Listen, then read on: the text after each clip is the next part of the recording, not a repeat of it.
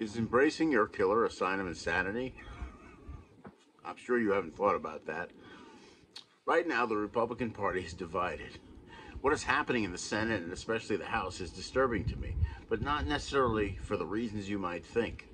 The politics is worrisome, but as time has gone by, most of us have become used to what happened at the Capitol, and which is strange in itself. And Kevin McCarthy and Mitch McConnell have blamed it on Trump on television and then walked it back.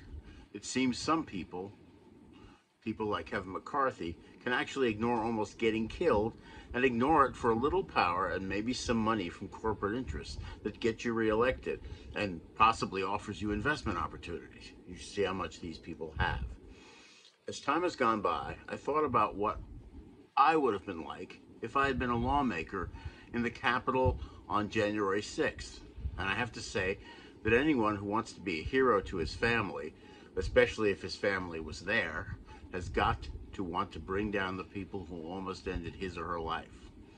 I've always said that I believe that each and every person who runs for public office has to be a bit crazy. People who want power usually are. Now, this isn't about Donald Trump at all.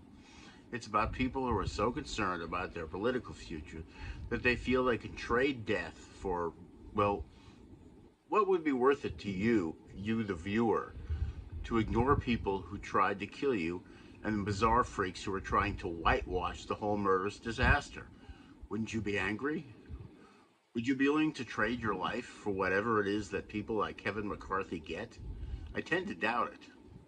I know most of you have never thought about this. For many of you, you can't see anything but the political issues.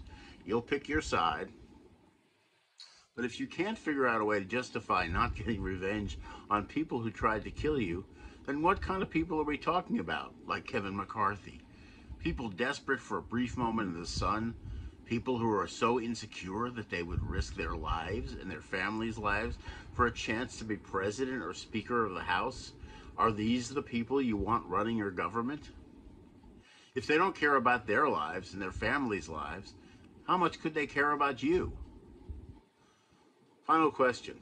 If your neighbor was involved with people who showed the ability to kill that same neighbor, and you live next door to him, and he makes no attempt to neutralize these people who represent danger for everyone around him, would you continue hanging out with him?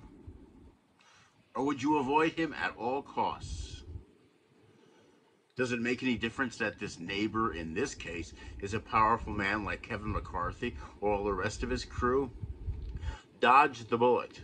The danger is real, even if you aren't in Washington, D.C., and regardless of your party or your politics. Protect yourself. Thank you for listening.